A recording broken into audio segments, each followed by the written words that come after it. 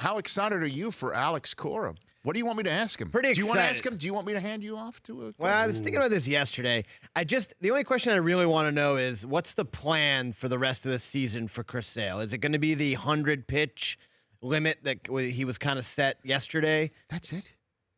I'm going to give you a chance to ask a question the other question, the manager of your team that's 50 games above 500. Why are you always dumping my question? I speak. Because I speak. It's not. Doesn't stink. Your team stinks. I speak for Red Sox Nation, and this is what we want to know. You want to know? That's what you want to know. I want to know what the plan is for Chris Sale. I'm also curious who he thinks the team MVP is.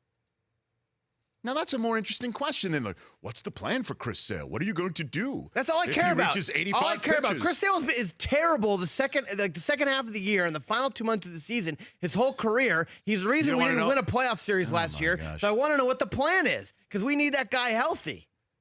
You know why I might be a little Why are you getting me fired up right now? Because I want you to, if I'm going to hand you the real estate, I want you to actually nail it. That's why I want you to stick the landing. Nail it. Thanks for the confidence. Do you even need me the third hour? Excuse me. I just got my 2 young children home from New England for an entire summer. I don't need a third one here. I'm here. Okay? This is it. 24/7, baby. I know that. I'm fired up. No. So I'm kind of worried Tom Brady's going to get hurt this year, and the Pats are going to go 5-11. Interesting. I'm on the verge of a meltdown.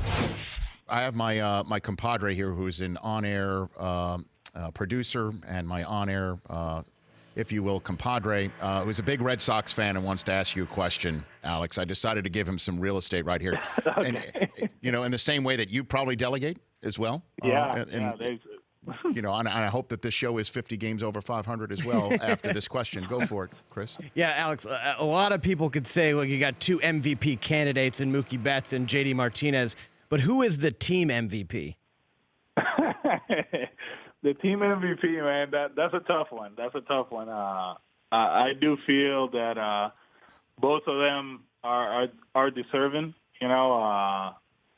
Mookie, he accepted the leadoff role, and he's doing great. He getting on base for JD and the rest of the guys. JD has changed other things, lineup wise.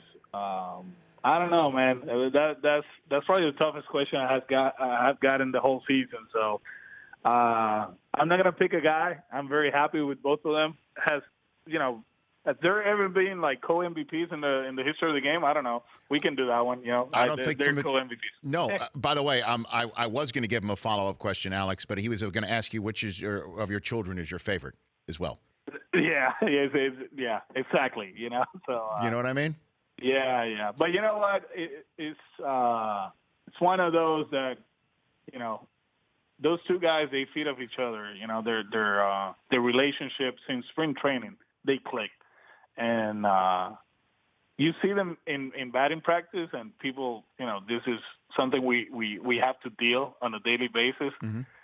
They suck in batting practice. Like, they complain that they lose their swing. I don't have it. I'm rolling over, and I can't hit. And then all of a sudden they get 2 hits a night, and they hit the ball at the ballpark, and it's kind of like a joke that goes around, with us, like they're crying and complaining about everything, and then 7:05 comes, and they all of a sudden they get their swings back, and they start raking. But you have to be part of this, when to listen to those 2 guys talking about how they struggle, and then I'm the 237 hitter. I'm like, just sip it, Don't even talk about it, So, but if they come out of the cage, Alex, and say, "Man, I'm feeling it tonight," you got to be concerned at this point, right? Yeah. Well, you want to hear them bitch and moan at this point. Yeah, I hope they keep struggling to practice.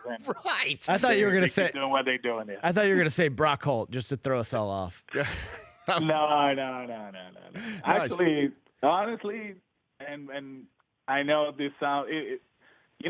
Who a guy that very quietly has helped us, in a way that it has benefited us as far as the pitching staff, like using him as a reliever, as a starter, as a reliever, and all that. Brian Johnson, man, very quietly, he's been huge for us because with injuries, with spot starts and all that. BJ has been outstanding for us. What's your plan for Chris Sale moving on for the rest of the season with him as locked in as he is and getting him ready for a postseason that's clearly on the way? He was great yesterday. First pitch of the game was 90, and they put a good swing on it, and he kind of like realized, hey, I'm back in the big leagues, and all of a sudden he's throwing 97, 98. But we're going to take care of him. His next start is Sunday against Tampa. I think the next one is a week from Friday, I think. So we're going to take advantage of our schedule. We got a lot of off days coming up, and and this is something we've been doing the whole season, taking care of the guy. He's been very disciplined as far as getting rest and just understanding that we're not gonna, throw him out there for 130 pitches, and he's been good. Yesterday, to be honest with you, I was very tempted to send him back in the sixth inning. So I had to be disciplined because I know how important this guy is for us the rest of August, September, and hopefully in October. The Rich Eisen Show, weekdays at noon Eastern on Audience.